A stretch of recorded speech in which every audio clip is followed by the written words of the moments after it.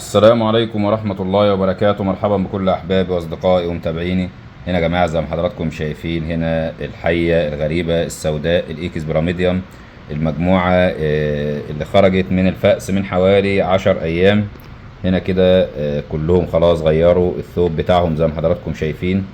ده هنا الثوب بتاعهم، والمفروض كده ان هم ياكلوا اول وجبه ليهم في الحياه. فالطبيعي طبعا ان هم في البريه بيدوروا على اقرب حاجه زي سحليه صغيره او برص صغير او اي حاجه تتناسب ان هم يقدروا يبلعوها فبياكلوها. فبالتالي احنا عندنا مش هنقدر نوفر لهم طبعا الابراج الصغيره دي، فاحنا بنجيب قطع صغيره من صدور الفراخ زي ما حضراتكم شايفين.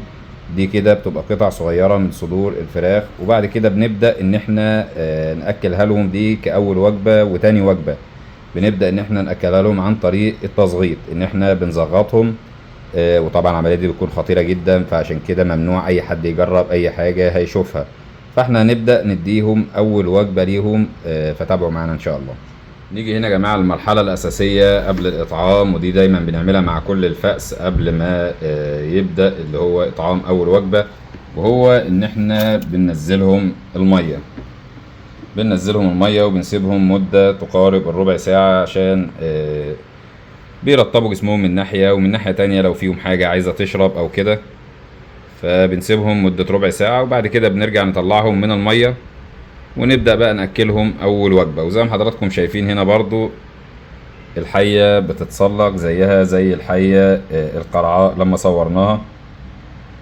وزي ما قلت لحضراتكم هو بنسبة كبيرة جدا المية مع جدار الجردل بتساعد في الالتصاق، يعني بتساعد الحية إن جسمها يلتصق في الجردل فبيكون سهل عليها.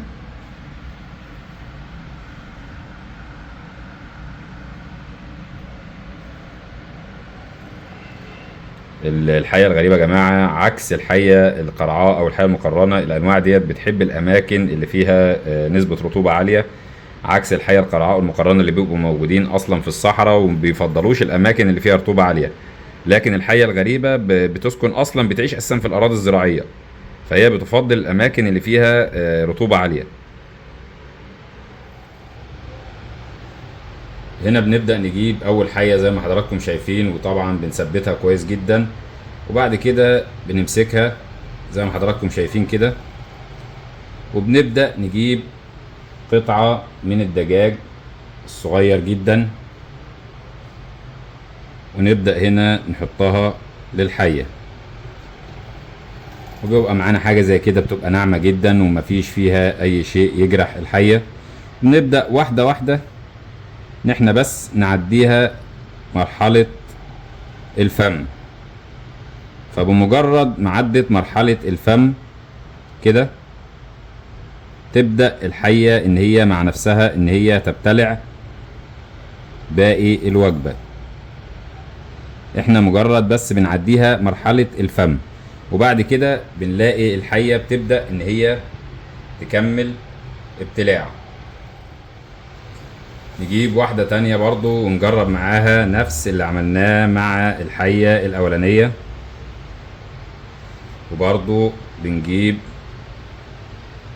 قطعة من الدجاج، طبعا بتكون قطع صغيرة جدا عشان تقدر ان هي تبتلعها زي ما حضراتكم شايفين.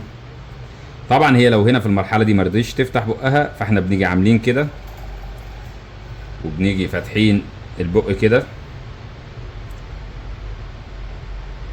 وبنخليها ان هي تاخد الوجبة. طبعا انا هنا باجي عادل اتجاه القطعة بحيث ان هي تبدأ في الابتلاع. انا مجرد بس ان انا بساعدها ان هي تبدأ في الابتلاع.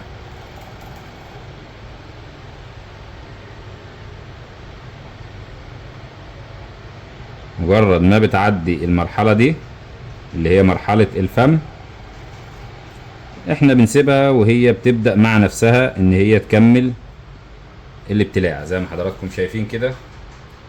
هي تبدأ مع نفسها تكمل ابتلاع الوجبة.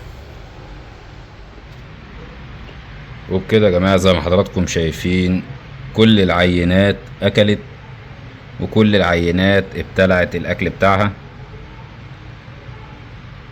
فالأكلة دي تكفيهم طبعا لمدة أسبوع تاني أو 10 أيام. ده المعدل الطبيعي، لكن هم يقدروا يعيشوا عليها مدة أكبر من كده، ولكن المعدل الطبيعي إن هي تاكل مرة كل أسبوع.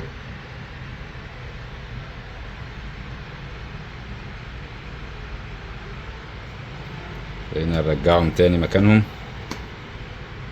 ونسيبهم. طبعا العينات دي كلها يا جماعة هيتم تصديرها للخارج في خلال الأسبوع اللي جاي إن شاء الله.